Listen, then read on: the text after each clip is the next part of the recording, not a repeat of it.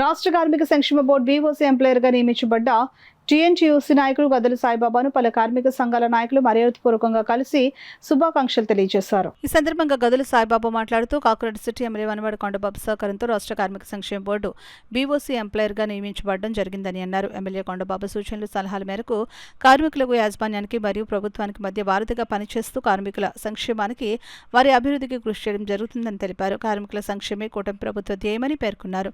ఈ కార్యక్రమంలో mini goods auto union అధ్యక్షుడు ఎలిబండి వెంకటరమణ, గంగబాబు, కోడూరు పెద్ద, తుమ్మల సత్యబాబు, మదనపల్లి శ్రీను, రాజన అప్పారావు, తుమ్మల సత్యబాబు, ఎల్లారావు తదితరులు పాల్గొన్నారు.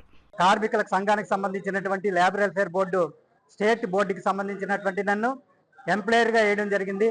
అలాగే కొంతమంది ఎంప్లాయర్స్గా వేయడం జరిగింది.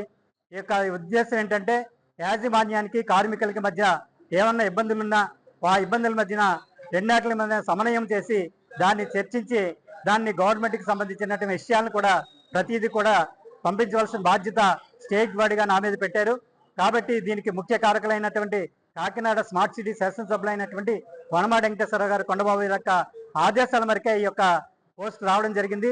ఈ విధంగా ఆయనకి ఏ విధమైనటువంటి గౌరవ మర్యాదలు ఉన్నాయో ఆయన ఏ విధమైన నిబంధనలతో ప్రతి దాన్ని ఆలోచన విధానంతో నెమ్మదిగా ఆలోచించి వెళ్తారో ఆయన ఆలోచన ప్రకారంగా కార్మికులుగా మేము స్పీడ్గా కాకుండా ఆలోచన నిర్ణయాలు తీసుకొని మంచి ఆలోచనలు తీసుకొని కార్మికులందరినీ కూడా శ్రేయస్సు కోరి యాజమాన్యంతో కూడా శ్రేయస్సు కోరి యాజమాన్యంతో వారితో కూడా కలిసి మేము ప్రయాణం చేసి యాజమాన్యానికి కార్మికులకి మధ్యన వారధిలాగుండి వాళ్ళ ఇద్దరికి సమన్వయం చేస్తానని ఈ అందరి మధ్యన కార్మికుల మధ్యన నేను తెలియజేస్తున్నాను.